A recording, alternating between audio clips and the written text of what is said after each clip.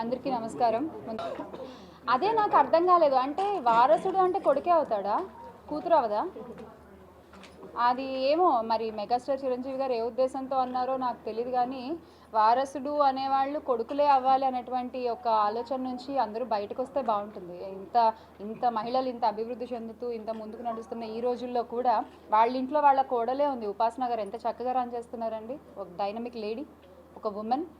వాళ్ళ మదర్స్ కానీ వాళ్ళ సిస్టర్స్ కానీ వారసులు ఖచ్చితంగా ఎవరన్నా అవ్వచ్చు, అది కొడుకే అవ్వాల్సిన అవసరం లేదు అనేది నా అభిప్రాయం. మరి ఆయన ఏ ఉద్దేశంతో అన్నారో మనకు తెలియదు కదా.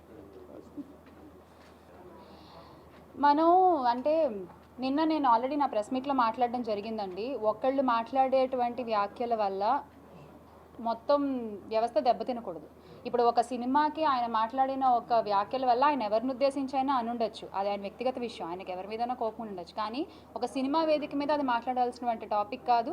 దానివల్ల ఇప్పుడు ఏమైంది, కోపం వచ్చేవాళ్ళు కోపం వచ్చింది, వాళ్ళు మేము సినిమా చూడం అంటున్నారు. సినిమా చూడకపోతే ప్రొడ్యూసర్కి డబ్బులు రావు, అప్పుడు ప్రొడ్యూసర్ ఇంకో సినిమా తీయలేడు. ఒక సినిమా మీద కొన్ని వందల కుటుంబాలు బతుకుతూ ఉంటాయి. ఆ ఉపాధిని అంతటినీ కూడా ఒక మాట పోగొట్టుకోకూడదు కదా. ఇది ఖచ్చితంగా తప్పే, అది ఎవరు మాట్లాడినా తప్పే.